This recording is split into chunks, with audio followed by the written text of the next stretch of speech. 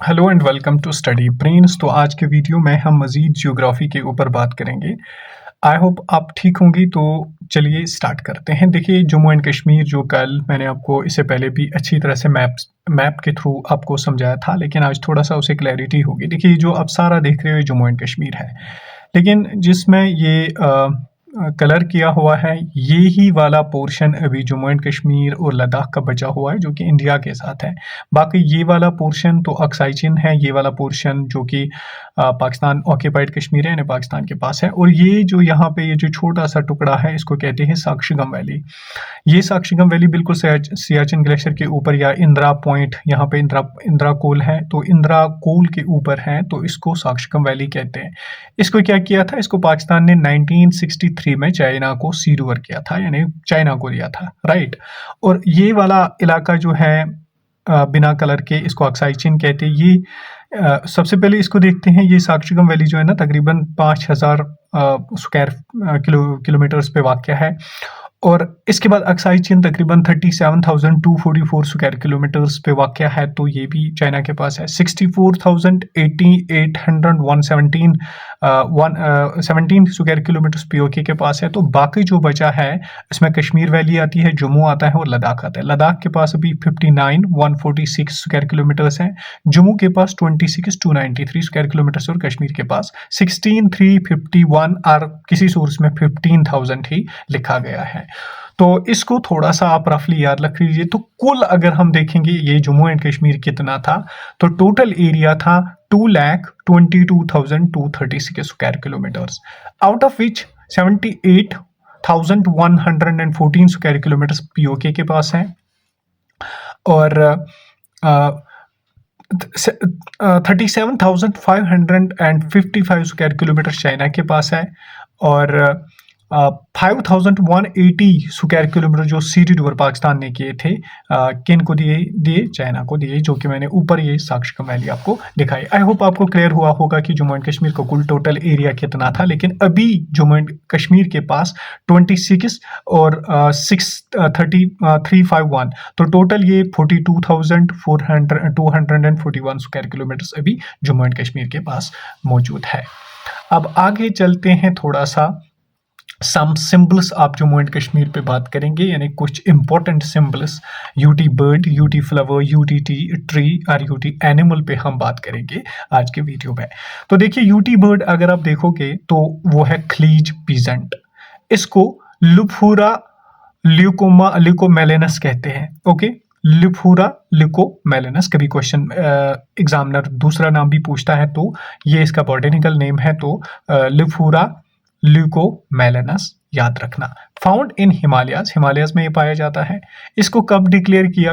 21 अक्टूबर 2021 में इसको डिक्लेयर किया गया यूटी बर्ड, राइट, क्योंकि 2019 में यूटी बन गई, तो फिर उसके बाद 2 साल बाद इसको डिक्लेयर करा गया। इसको कश्मीरी में वानोकॉकर कहते हैं। देखिए, कभी कबार ये क्वेश्चंस पूछे जाते हैं कि इनका कश्मीरी नाम क्या है, तो वानोकॉकर, जिस तरह से हांगुल एटसेट्रा, ठीक है। IUCN लिस्ट क्या है? देखिए, IUCN क्या होता है, ये एक ऑर्गेनाइजेशन है जो कंजर्व करती है एनिमल्स को, बर्ड्स को। तो international union for conservation of nature and natural resources इसकी फुल फॉर्म है, इसको भी याद रख लीजिए।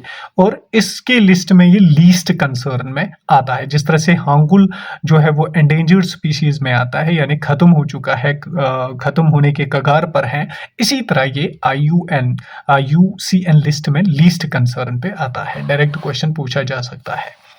यूटी फ्लावर की बात करेंगे। देखिए, 2 किस्म के फ्लावर्स माने जाते हैं यूटी, जो भी आपको एग्जाम में दिखे उसको टिक करना, लेकिन ऑफिशियल दोनों में से कोई भी नहीं है। लोटस, जिसको न्यूलम्बो न्यूसिफेरिया कहते हैं, आर कॉमन रोडोडेंड्रॉन, राइट। ये कॉमन रोडोडेंड्रॉन लद्दाख वाले एरिया में पाया जाता है। तो लोटस तो डल लेक, मानसबल वगैरह में पाया जाता है, तो यूटी फ्लावर इन 2 में से कंसिडर किया जाता है। तो लोटस को न्यूलम्बो न्यूसिफेरिया कहते हैं, या कॉमन रोडोडेंड्रॉन यूटी फ्लावर है। अगर रोडोडेंड्रॉन होगा ऑप्शन में तो इसी को टिक करना, अगर लोटस होगा तो इसी को टिक करना। लेकिन ऑफिशियली ये दोनों कहीं पे नहीं लिखे हैं, लेकिन किताबों में आ रहे हैं। ऑफिशियल मतलब होता है गवर्नमेंट ने इसको डिक्लेयर नहीं किया। अच्छा, यूटी ट्री अगर हम देखेंगे, देखिए यूटी ट्री है चिनार, तो चिनार को प्लेटेनस ओरिएंटलस कहते हैं। ये नाम पूछा गया है एग्जाम में कई बार कि चिनार का नाम क्या है। कश्मीरी लैंग्वेज में इसको बूनी कहते हैं, यानी बून इसको कश्मीरी लैंग्वेज में कहते हैं। ये एक डेसिडियस फॉरेस्ट है। Okay, it is a deciduous tree, sorry forest नहीं, डेसिडियस ट्री।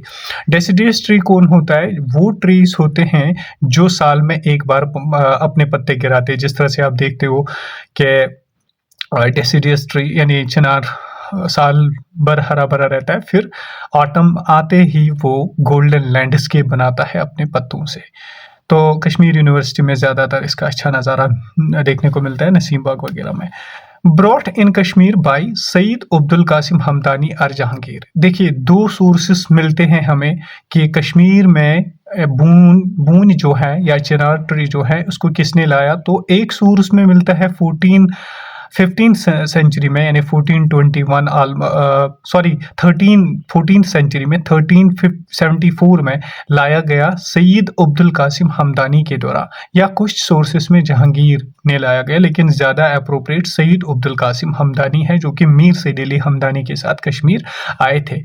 और इन्होंने सबसे पहली जो एक चिनार ट्री लगाई है, जो सबसे पुराना चिनार ट्री आज भी कश्मीर में माना जाता है, वो चट्टग्राम बडगाम डिस्ट्रिक्ट में है।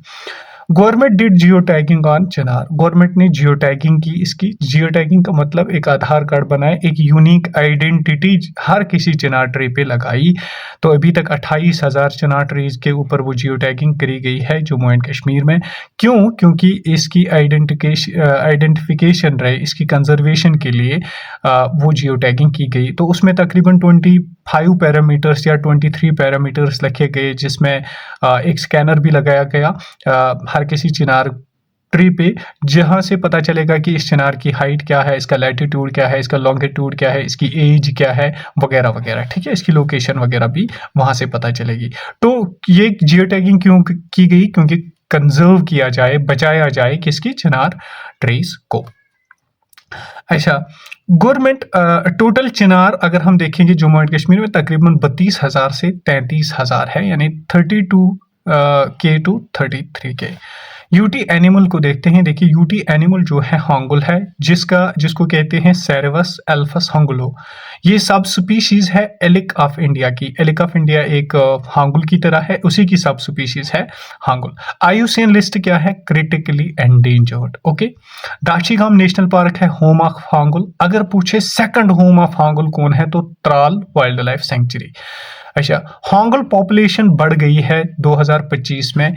127 हांगुल थे और अब है 127 थे 2008 में, तो अभी 2025 में 323 इनकी पॉपुलेशन है। तो दो तीन जगहों पे है, किश्तवाड़ नेशनल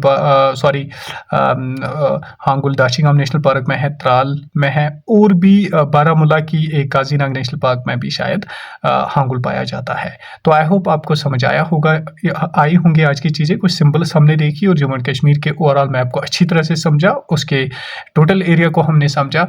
तो stay happy and stay blessed. अगर वीडियो अच्छा लगे दूसरों तक जरूर पहुंचाए ताकि किसी और स्टूडेंट को भी हेल्प हो जाए। Thank you.